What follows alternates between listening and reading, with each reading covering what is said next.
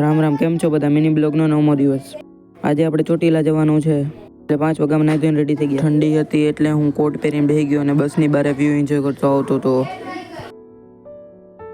ત્યાં તો ચોટીલા આવી ગયો અને ડુંગરના દર્શન થઈ ગયા. અમારે હજી ઉપર પણ જવાનું હતું એટલે ઉપર પણ ગયા.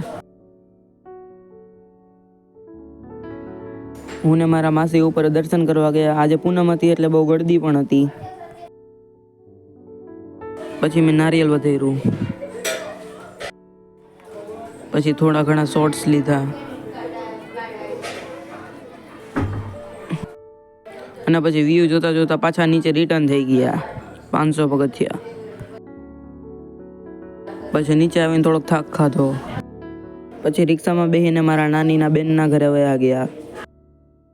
રસ્તામાં એક ટ્રેન આવી. Bye bye.